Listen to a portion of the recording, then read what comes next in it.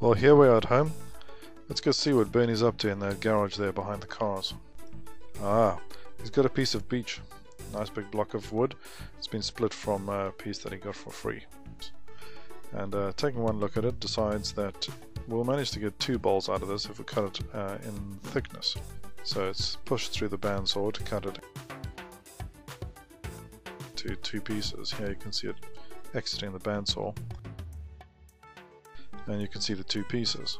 Now the insides that have been cut will be flat, and they can be put down on the table of the bandsaw, and you can see that the back of the piece is not quite flat. We take it over and use a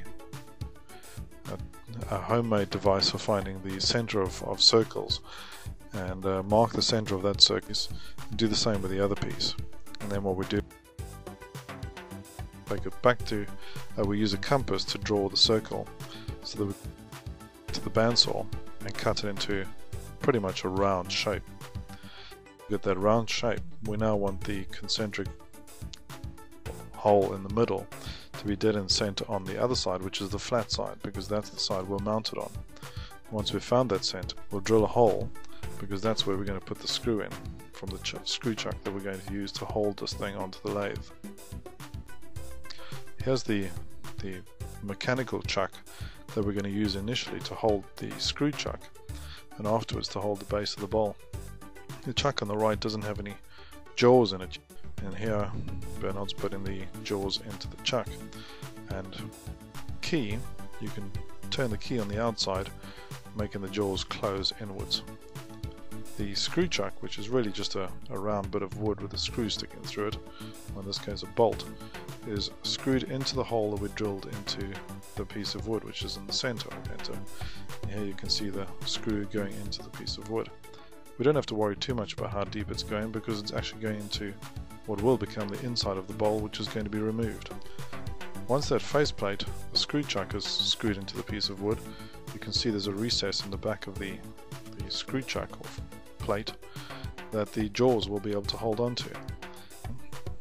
You can see that the mechanical chuck is holding onto the screw chuck, which is screwed into the block of wood. Seems like a bit of excess, but it's a simple thing. Now we take the chuck, and there's the nose of the lathe with a thread that accepts the chuck. Here you can see the chuck going onto the nose and tightening up against a piece of paper which is on the nose to stop it from locking on. It still holds it firmly enough. So everything's ready to go. We've got the block of wood on the lathe, the tool rest in place. First thing we do is smooth off the base, or flatten it off, so that rough bit of wood that was on the outside is now gone. Next thing we'll do is measure how large we need the foot to be. The foot is where the jaws of the chuck will hold the bowl when we turn the inside. Whilst we start working on this, we suddenly realize that there's a flaw in the wood, and decide in this particular case that instead of trying to make a feature of that, I'm actually going to turn it out. So here you can see the shape of the bowl changing from the flared shape that I was going for, to get rid of that piece of knot. This is an example of the 2 types of shavings you'll get. The very thick shaving, which is taken when you're in a hurry and taking very aggressive cuts and removing wood as quickly as possible, as opposed to the very fine shavings you'll get when you're making the final cuts on the wood. Here's pretty much the end shape of the bowl, and you can see the flaw in the wood is pretty much gone. After sanding and burnishing with shavings, we get a relatively good finish on the wood. We then get off the screw chuck. The chuck is still on the lathe, and just by opening the jaws we can remove the screw chuck and put the foot of the bowl into the jaws and close them onto the foot of the bowl. Here you can see the jaws holding the foot of the bowl. Doesn't seem like it's enough to hold the thing, but it is. The lip or rim of the bowl is then rounded off to get that nice and smooth, and you can see the inside hasn't been smoothed off yet. The screw hole, which is in the center, is easy to remove, and in this case it's removed very quickly.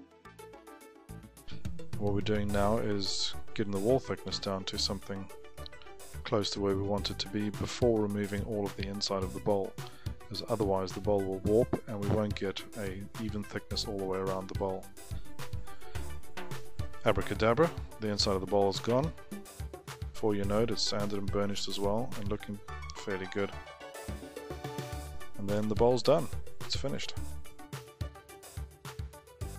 Up to the light, you can see my fingers casting a shadow through the edge of the bowl, so it's reasonably thin.